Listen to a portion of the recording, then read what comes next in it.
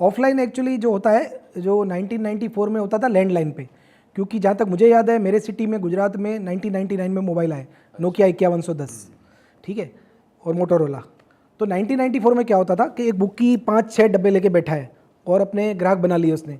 और उस ज़माने में क्या होता था कि भाई एक गांव के या उस ज़िले के जितने लोग हैं, अब जैसे कि भाई इसकी लिमिट 1 लाख की है, उसकी 2 लाख की है, कोई बड़ा सेठ है तो उसकी 50 लाख की लिमिट है। लिमिट का मतलब? लिमिट यानी उतना आप खेल सकते हो बुकी के पास, एक औकात, जिससे पता है कि भाई ये किराने की दुकान है तो इसका 50,000 का ही जिगर है, मतलब तो ये 50,000 रुपए लगा सकता है किसी एक टीम पे आपके थ्रू। 50 का 60 ठीक है, 40 ठीक है, इससे ज़्यादा इसका नहीं लिखना है, नहीं तो कल को झगड़े होंगे, ये दे नहीं पाएगा। अच्छा। और दूसरा क्या होता है कि जिसकी बहुत बड़ी गारंटी होती है, मतलब जो जिसकी रसूख है कि भाई यहाँ इसमें कितना भी कर लो कोई दिक्कत नहीं है, पैसे आ जाएंगे, ज़मीन जायदाद है, और उसका कोई दोस्त जा रहा है तो उसकी गारंटी लेगा कि भाई आप गारंटी ले रहे हो, इसको बोलते हैं आवाज़ लेना, जो आज भी इंडिया में चलता है।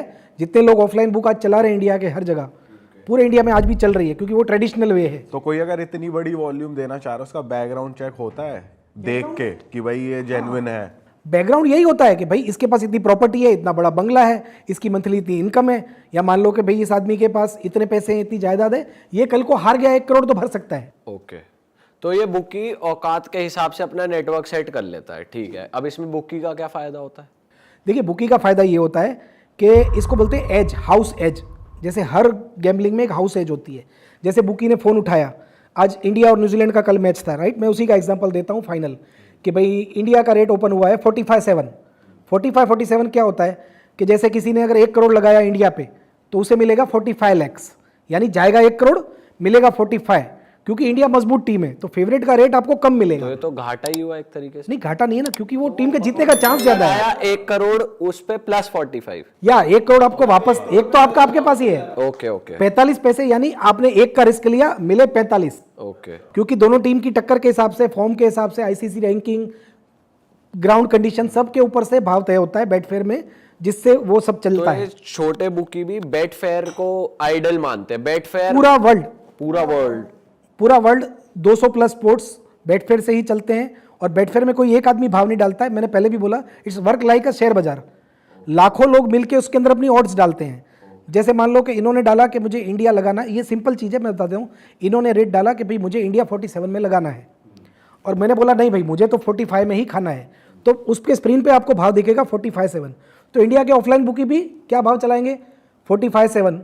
अब किसी बुकी को कम पसंद है तो 44-6 चलाएगा, किसी को ज़्यादा पसंद है तो 46-8 चलाएगा। इन शॉर्ट बेटफेयर से 1 पैसा ऊपर नीचे रेट। अच्छा। और ये बेटफेयर कहाँ की कंपनी है? ये लंदन की है और यूके की। ये लीगल है वहाँ पर? बिल्कुल, वहाँ के उस पर शेयर लिस्टेड है, और वर्ल्ड की, मतलब मेरे ख्याल से हमारी जो निफ्टी 50 की टॉप 50 कंपनी है उसके लेवल के या उससे ज़्यादा ही पैसे होंगे उसके। अगर कोई इंडियन बंदा इंडिया मतलब कंट्री में रहकर बेटफेयर पे कर रहा है तो वो लीगल है, उसके लिए सही है? वो देखो, एक्चुअली मुझे इंडिया का लॉ इतना नहीं पता है।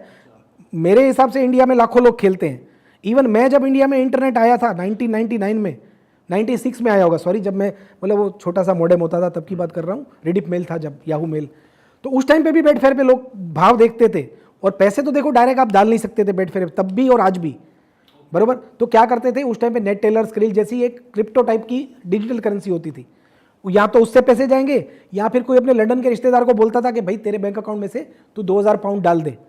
क्योंकि बेसिकली इंडिया के ऑफलाइन बुकी तब रेट देखने के लिए रखते थे, सौदा नहीं करते थे अंदर, बट रेट देखने के लिए बेटफेयर आपको डेमो आईडी नहीं देता, तो आपको कुछ ना कुछ $100 भी डालने पड़ते हैं, तो वो डाल के यूज़ करते थे और वहाँ की स्पोर्ट्स बुकों को खुला रखते थे। बट भाई एक बात बताओ सर, कि अगर लोकल लेवल पे ये सब चल रहा है, तब तो इंटरनेट भी नहीं था, या आज भी कोई बुकी अपना मनपसंद रेट क्यों नहीं चला सकता? उसे वहीं क्यों देखना है बेटफेयर पे? इसमें क्या होता है, मनपसंद रेट से मैं आपकी चीज़ समझाता हूँ कि अगर मान लो कि इंडिया न्यूजीलैंड में, मुझे लगता है कि न्यूजीलैंड इंडिया से इतना कमज़ोर नहीं है कि 45 खुले, तो मैं क्या रेट, अगर मैं बुकी हूँ तो मैं क्या वैल्यू निकालूंगा भाई? 60-63 इंडिया।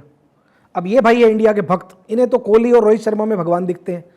इन्हें लग रहा है कि नहीं, इंडिया तो भाई जीती हुई है, मतलब जैसे पूरा देश बोल रहा था कि ये कब तो इंडिया जीता हुआ ही है, और वाकई ऐसा ही हुआ।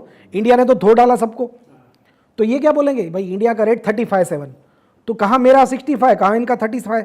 तो होगा क्या कि इसमें हो जाएगा वो आर्बिट्रेज। आर्बिट्रेज यानी एक जगह से लेना, एक जगह देना। यानी ये भाई क्या करेंगे, यहाँ पे 37 में 1 लाख खा लेंगे और मुझे 65 में लगा देंगे, तो वो तो बिना खेले ही कमा लिया उसने 30,000 रुपये। इसने हार जीत कर ली, मैंने हार जीत कर ली, बट बेवकूफ़ तो हम दोनों ही बन गए। तो इसीलिए चलने के लिए हम सबको एक बैसाखी चाहिए। तो एक माइलस्टोन को देखते हैं कि हाँ वो जो चल रहा है बेंचमार्क जिसने बनाया वो हुआ है, लाखों लोग मिलके तय कर रहे हैं, ठीक है।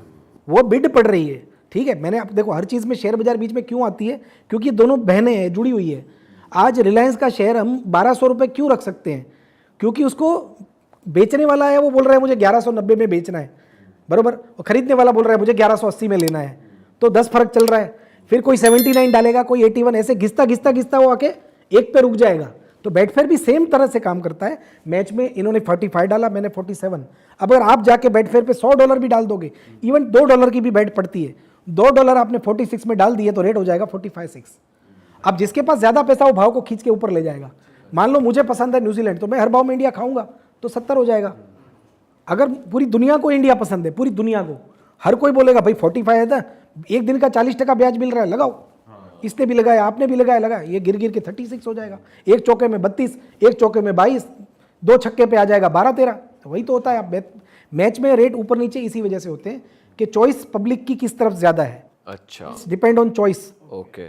और फैक्टर। बुकी कैसे कमा रहा है, उसका क्या फायदा है? बुकी को जो बीच वाला 2 पैसा मिल रहा है। देखो आपने फोन किया, मैंने 45-7, आपने बोला 45 में 1 लाख इंडिया लगाई, आपके दोस्त को न्यूजीलैंड पसंद है, या आपका दोस्त नहीं है, मेरा दूसरा ग्राहक है, भैया 47 में मैंने 50 खाई, फिर ये तीसरा ग्राहक है। सर ये थोड़ी टेक्निकल जा रही है लैंग्वेज की, नहीं, मैंने नहीं, खाई simple मैंने है। लगाई, तो हमारी ऑडियंस को थोड़ा क्लियर कर दो। देखिए खाई लगाई बेसिक क्या होता है, लगाई यानी बैक करना, यानी अगर 45-7 इंडिया का रेट है, तो अगर मुझे इंडिया खेलना है, जीतना है इंडिया की जीत पे, तो उसको बोलते हैं 45 में मैंने इंडिया बैक किया।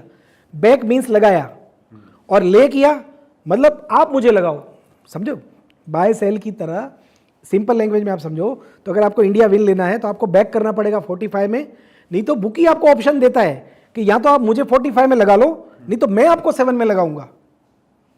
ओके, अगर इंडिया हार जाती है और फिर बुकी ने बैक कर रहा है 47 में, तो फिर अगर आपको इंडिया की हार पसंद है तो आप बोलोगे 47 में मैंने खाई, यानी कि ले किया, अच्छा ओके, तो आप हार जाओगे। अब बुकी को बीच के 2 पैसे मिले ना, इन्होंने 45 में लगाई, ऑलराइट, ये 1 लाख के सामने कल मेरे से 45,000 ले जाएंगे, और आप हार गए, मैं आपसे लूंगा कितना, 47,000। 2,000 किसको मिला, मुझे। ओके, सेम पैटर्न पे वर्क करती है दुनिया की हर बुक, चाहे वो ऑनलाइन हो चाहे ऑफलाइन हो। और सर उस केस में क्या होता है, जैसे मान लो मैं आपको 47,000 नहीं दे पा रहा, आपका एक क्लाइंट है, मैं आपका एक वो हूँ, मैं आपको नहीं दे पा रहा, तो फिर आप किस हद, एक बुकी किस हद तक चला जाता है पैसे निकलवाने जी के लिए? देखो इसमें बुकी की भी देखो बहुत सारी प्रजाति होती है, गाय भैंस सांड, उस तरीके से। अच्छा, मतलब मैं कोई कम्युनिटी का नाम नहीं लूंगा, मतलब कि कुछ लोग मान लो सीधे हैं, व्यापारी हैं, जिनको झगड़ा फसाद पसंद नहीं है, तो वो क्या करते हैं, वो बुकी लोग, ऐसे बुकी भी होते हैं, तो वो क्या करते हैं कि भाई शरीफ आदमी का ही लिखेंगे, पूरी गारंटी से लिखेंगे, और 4 लोगों को गारंटर रखेंगे कि भाई ये नहीं देगा तो तू दे देना, क्योंकि मेरे से तो झगड़ा हो नहीं पाता। ठीक है, तो वो उसको गारंटी रखेगा, फिर भी उसके पैसे डूब गए तो बोलेगा भगवान तू इसका न्याय कर देना, वो भूल जाएगा। अच्छा, अपनी जेब से नुकसान खा बराबर। अब ये थे गाय प्रजाति, बराबर, फिर आएगी मीडियम प्रजाति, जो थोड़ी बहुत गाली गलौज कर लेगा या उसके रिश्तेदारों को बोलेगा कि भाई इसके पैसे दिलवा दे। ये सारी बातें जो मैं कर रहा हूँ ये ऑफलाइन पे ही लागू पड़ती है, ठीक है, क्योंकि ऑनलाइन बिजनेस किसी के भरोसे नहीं चलता, एडवांस पेमेंट पे चलता है।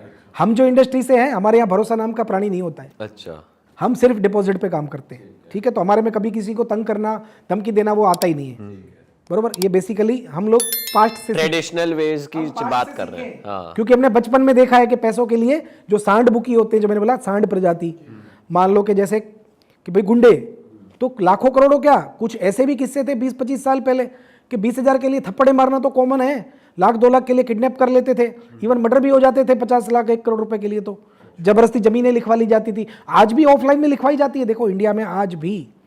मैं अब स्टेट का नाम तो ले सकता हूं अगर आप बोलो तो, हाँ लो, ठीक है, जैसे राजस्थान हो गया, यूपी हो गया, बिहार हो गया, जो भी हमारे यहाँ पे ऐसे स्टेट हैं कि जहाँ पे बाहुबली टाइप के लोग होते हैं, तो वो आज भी सट्टा लिखते हैं, ऐसे लोगों को पार्टनर रखते हैं। मतलब बुकी ऐसे लोगों को एज अ प्रोटेक्शन पार्टनर रखता है कि भाई हमारा पैसा फंसेगा ग्राहक में तो तू निकाल। रिकवरी करवा के दो। तो वो बोलते किसी का भी लिख ले गाँव में, मतलब उनका क्या होता है वो लिमिट नहीं देखते, बोलते किसी का भी लिख ले, हम दूसरे दिन इसके गहने बिकवा के भी ले लेंगे, घर भी लिखवा लेंगे, खेत भी लिखवा लेंगे, तू कितना भी जुआ लिख ले। तो ऑफलाइन इस टर्म पे काम करता है। अरे वाह, आपने ये वीडियो यहाँ तक देख ली भाई, तुमने हमारी मेहनत सफल कर दिया, तुम ही लोग हो असली रियल हिट।